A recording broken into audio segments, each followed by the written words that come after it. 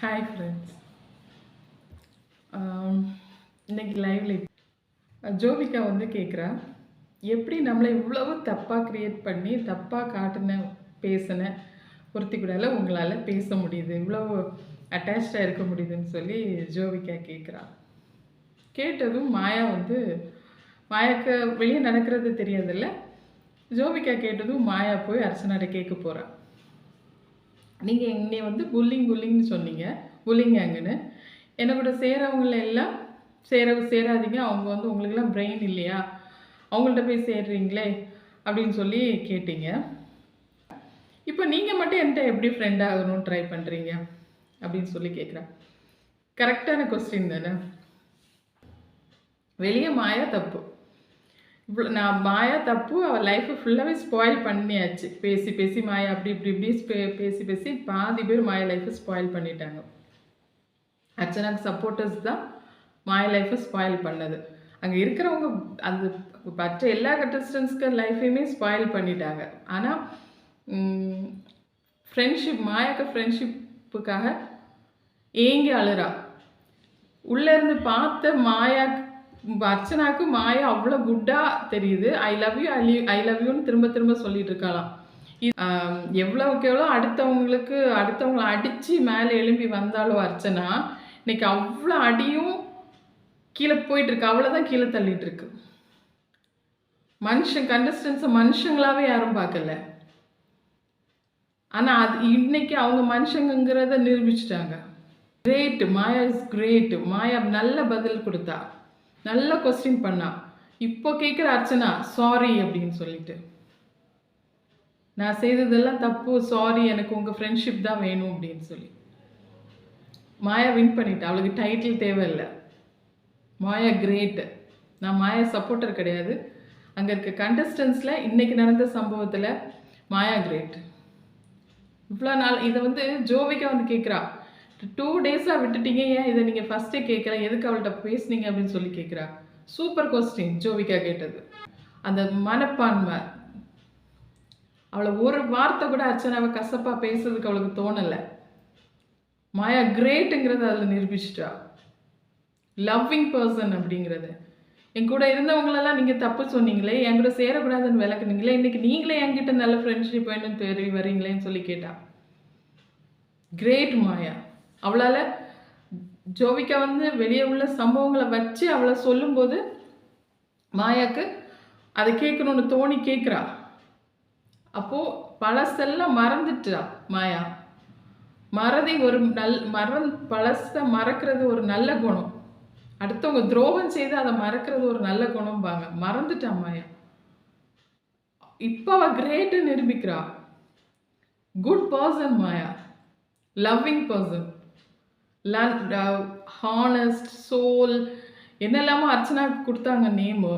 அவ்வளோ ஹானஸ்டும் குட் சோலும் மாயாட்ட இருக்கு. அதுக்கான தகுதி இல்லைன்னு சொல்லவே முடியாது. எல்லா தகுதியும் மாயாக்கு இருக்கு. எல்லாரும் சொன்னாங்க, நான் கூட சொன்னேன், பிக் பாஸ் 7 ஹவுஸில் இருக்கிற ஒருத்தருக்கு கூட டைட்டில் வின் பண்ணக்கூடிய தகுதி இல்லைன்னு சொல்லி.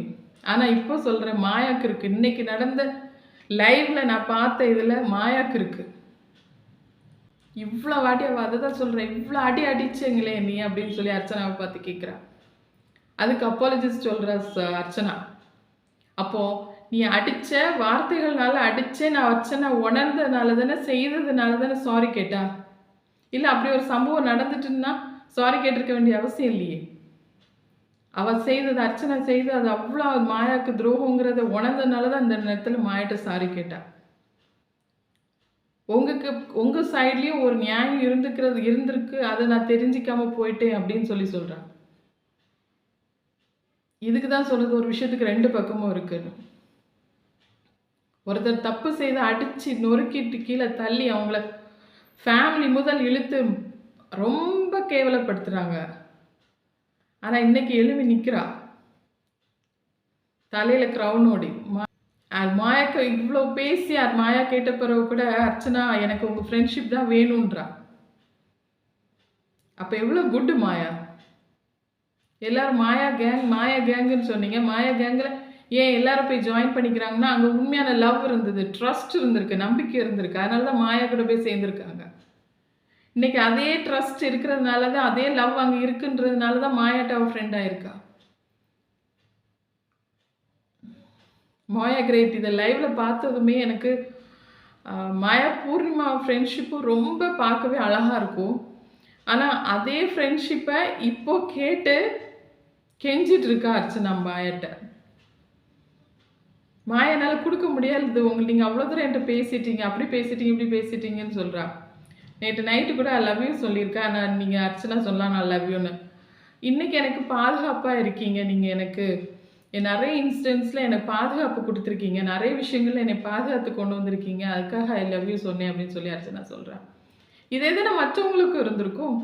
மற்றவங்களும் ஒவ்வொரு சிச்சுவேஷன்ல போகும்போது, அவங்களுக்கு அவ சப்போர்ட் பண்ணி அரவணைச்சு கொண்டு வரும்போது, அந்த ட்ரூ லவ்வ தானே மாயாட்ட காட்டியிருப்பாங்க.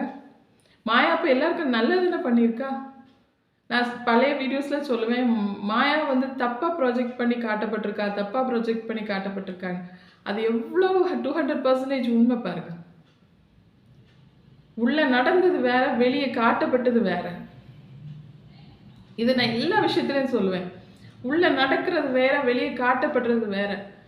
உள்ள நம்மளுக்கு பார்த்தாலே லைவ் பார்த்தாலே தெரியும். இது நம்ம ஒரு ஒரு பார்வையில பார்த்துருப்போம். ஆனா வெளிய அது பண்ணி சாதாரண ஒரு சம்பவமா தான் இருக்கும். தப்பான வீடியோ மேக் பண்ணியிருப்பாங்க. பார்த்தாலே தெரியும். இப்படி ஒரு வீடியோ மேக் பண்ண முடியுமா அப்படின்னு தப்பா. தப்பா காட்ட முடியுமா? இப்படி ஒரு நல்ல பார்வை, நல்ல ஒரு பிக் பேபி 7 ஹவுஸ்ல லைவ்ல பார்க்கும்போது அந்த சீன் ரொம்ப அழகா இருக்கும் பார்க்கவே. ஆனா வெளிய வந்து நம்ம லைவ் பார்த்துட்டே வெளிய யூடியூப் வந்து செக் பண்ணோம்னா, அதுல இருக்கிற ஒரு பாயிண்ட் எடுத்து ரொம்ப தப்பா கிரியேட் பண்ணி, அதுக்கு ஒரு கன்டென்ட் அர்ச்சனாவே இப்படி பேசினார்கள்னு கன்டென்ட் கொண்டு வந்து, தப்பா வீடியோ மேக் பண்ணியிருப்பாங்க. அப்போ பயங்கர கோவம் வரும். ஏன் இப்படியெல்லாம் பண்றாங்க? நல்ல விதமா அத சொன்னா தான் என்ன? அது எவ்வளோ பேத்துக்கு யூஸ் ஆகும்?